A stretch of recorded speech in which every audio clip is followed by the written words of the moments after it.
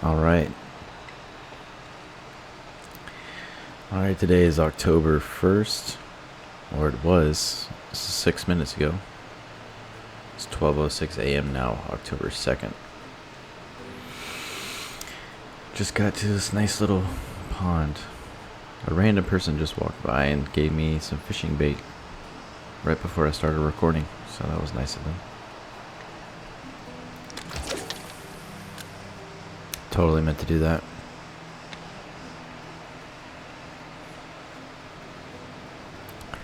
Feeling pretty tired right now.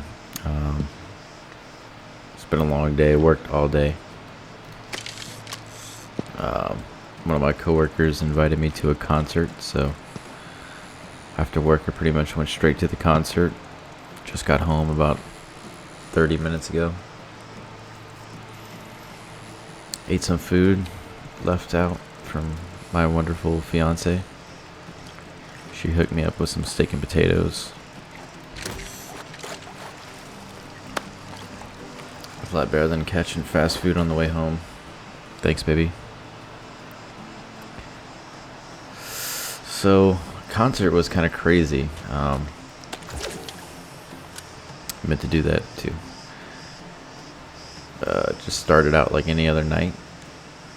My friend's coworker came scoop me up. Went out to the concert, parked, walked in, got a drink, scoped this out a spot, and just started watching the opening acts.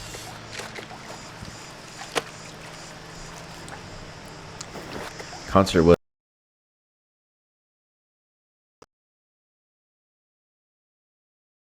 never been to one of his shows. Don't really know much about him or his music. I think I've heard like some of his popular stuff that got big enough to be played on the radio, but he's a rap artist. It was a lot of fun.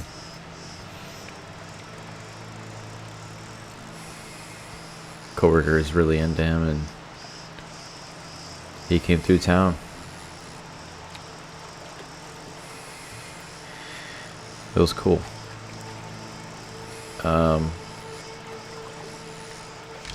About halfway through the opening acts, this girl right in front of us. I'm not really looking like at the crowd at that point. At this particular moment, I was focused on something like on the stage, either the artist or one of the other people running around on stage, and I hear this loud thud, like really loud. And this girl falls down like right in front of us. Like she was out before she hit the ground. Like her body was completely limp as she fell, and she hit the ground hard and hit her head hard. And then she like locked up, like she was having a seizure or something similar. And everybody just backed away, like almost like as if they were afraid. I guess most people were probably surprised, and then most people didn't know what to do. So I'm certainly no expert, or never been an EMT or anything, but I pretty much immediately like step right up to her and kneel down and roll her on her side, and I start to like check her mouth to see if she's maybe swallowing her tongue or something like that. That's what I've at least heard can happen during a seizure. I've never seen anyone actually have one in front of me, but I'm the only one here on the ground with her. I saw that her airway wasn't blocked. She was breathing. Her eyes were open, but she didn't appear conscious. But I could tell she was breathing, so I've got her on her side. I'm holding her head in my left hand, and all of a sudden I think like her younger sister or somebody like comes up. She just keeps saying her name over and over again. I can't even remember what her name was. She must have said it like 50 times. And I said, did she take anything? You know, is she on something? Like, has this happened before? They're all like, no, no. So I start talking to her. I'm like, can you hear me? You know, can you hear me? Are you okay? Something along those lines. And she starts moaning. She becomes conscious. Apparently, she, I think, blinked and started maybe looking around. I could tell that she could see me, or at least my interpretation was that she saw me. And as I'm asking her those questions, she doesn't say anything, but I could tell at this point, I think that she's conscious, but she just can't move. And she starts panicking, like, I think, and she was crying, but not in a traditional way. Like, you could tell she was definitely in distress. Like, it seemed like she was trapped in her body, conscious of what was going on, realizing that she was on the ground, but she can't move anything. And I'm telling her, like, it's okay, like, help's on the way, like, there's gonna be some, EMTs on the way, it's gonna be okay, like, you're gonna be fine. And next thing I know, the EMTs did show up. I guess, the ones that got stationed at shows or whatever. And she was only on the ground for like another minute or two. And then they picked her up. And she ended up walking away. But like really like heavily assisted.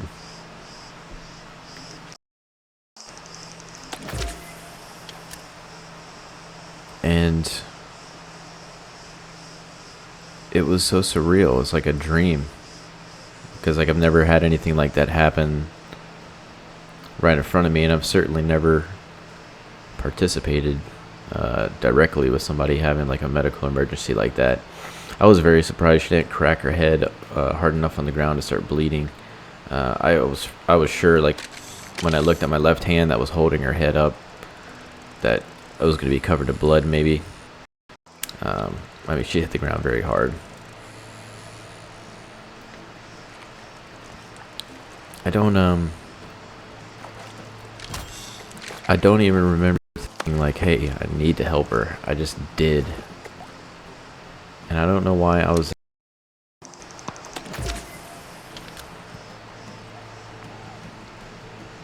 It just makes me wonder. It's like most aren't going to do anything when something goes really wrong.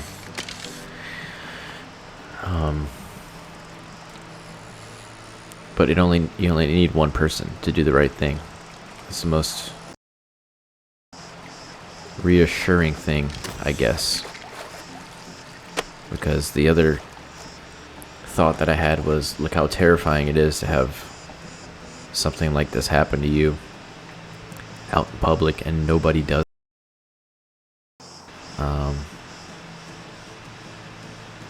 Or maybe I just acted so fast that nobody else felt they had to, but I definitely felt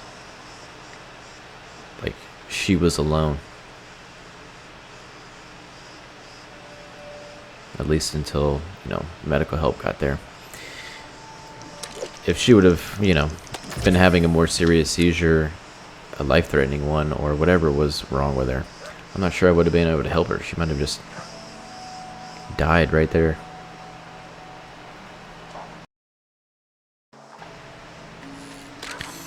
It's hard to remember. I don't know if it was any adrenaline. I don't think I had any adrenaline. I don't remember my heart beating fast. I remember feeling like that feeling of adrenaline. I've felt it before. Watching myself do it, like a, I don't know, a strange sensation. The only thing that's ever been comparable to something like that was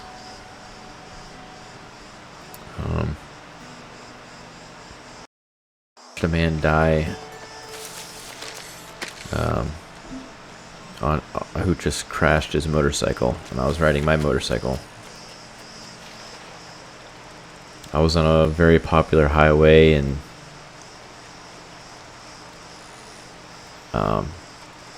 I used to live on the Mississippi coast. Every year they have like scraping the coast, which is a lowered vehicle and like custom vehicle exhibition, like drive. It just goes through the town. They set up parking lot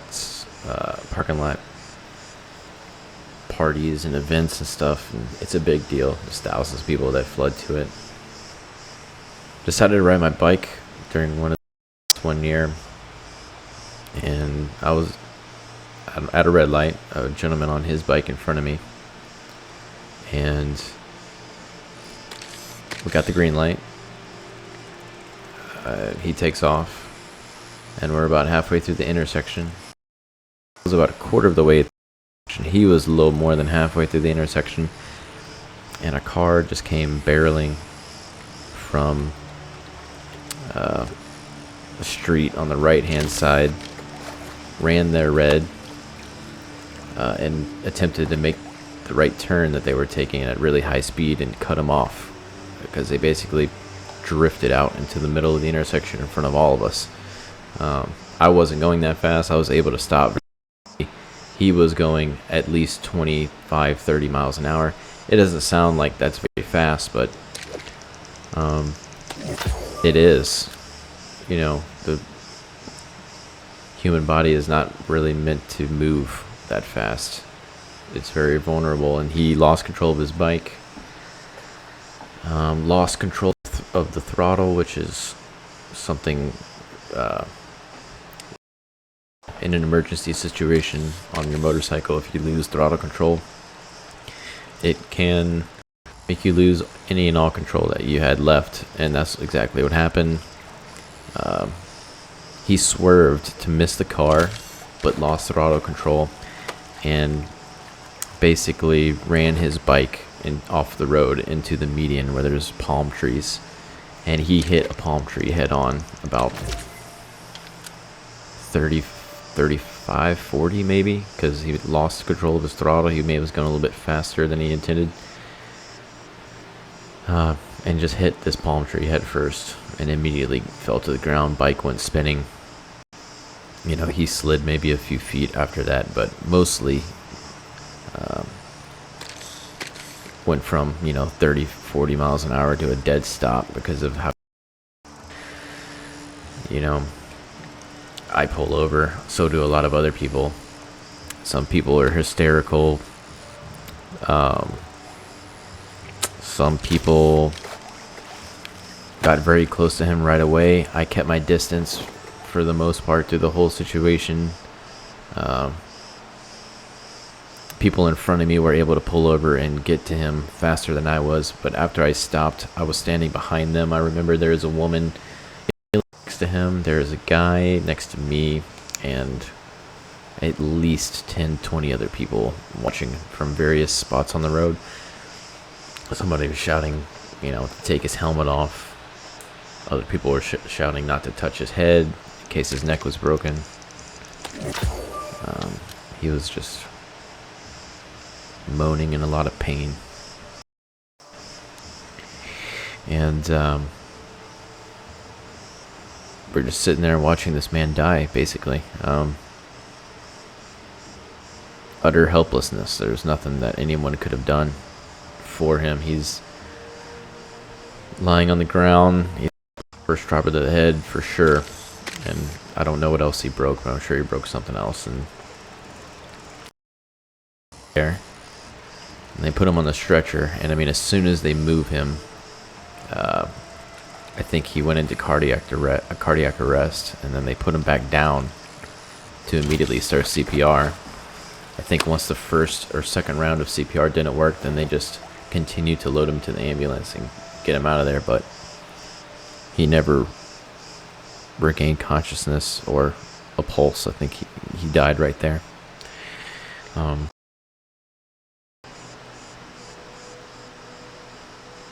I guess the only reason I'm talking about this is because nothing quite like that has happened where someone's health so clearly on the line. I don't know what happened to the girl tonight. Maybe she was okay.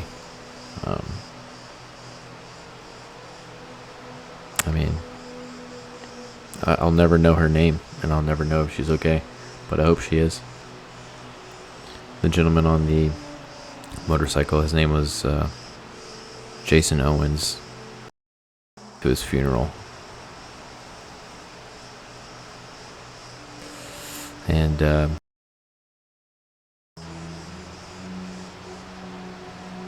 definitely changed my idea about how dangerous. I always knew it was dangerous. I remember going home. I had a shift, a night shift at work. I went in to work, and I remember just not being able to focus on anything. I couldn't think about anything else except for what had happened. And I asked to go home early. And then I went home and I laid in bed. I didn't cry or like anything like that. I just laid in bed, just thinking about that over and over again. What happened?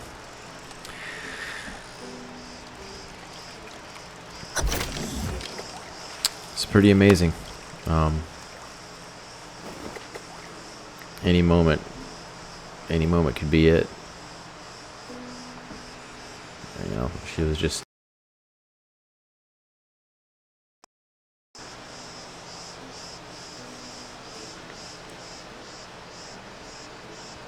so. This is the second series on the second episode in this little fishing series I'm doing.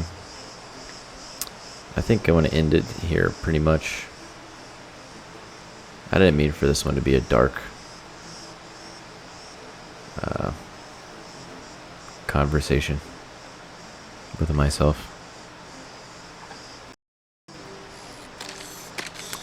I don't think I'm being dark. I think it's just everything I've said is just how it happened, so it is what it is. It's not the sake of it, it's the reality of the situation, I suppose.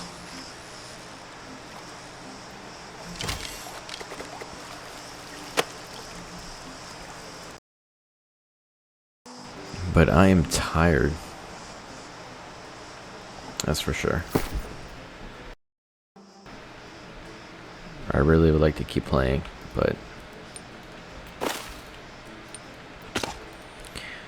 I have work in the morning as well.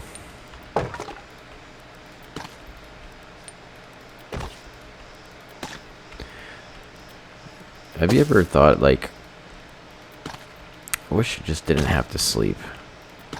Do you know how much time you would get back? Most people would get back a third or more of their lifespan if they didn't have to sleep. That'd be so cool. Just to never get tired. I mean, that's the only reason why you sleep.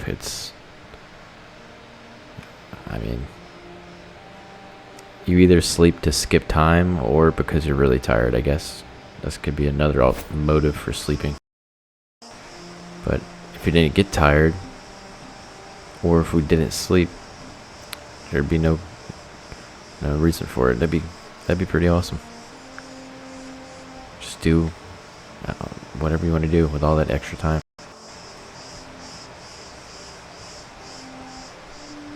I completed that quest. Practice makes perfect. Go talk to Edith. Let's see. Where is she?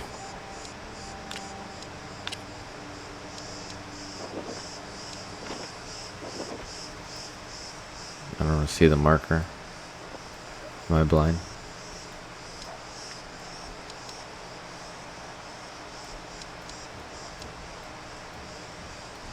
Where is she?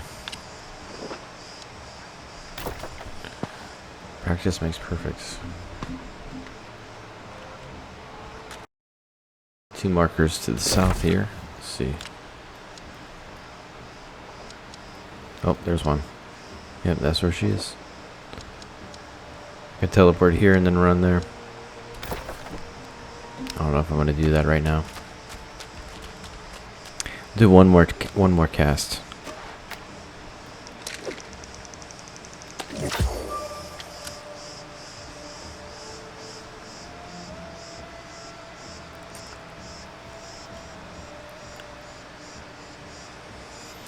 The steak and potatoes were good. And then I had Ben & Jerry's ice cream for dessert, the Americone flavor, which I think I'd already mentioned that I really like on my last episode.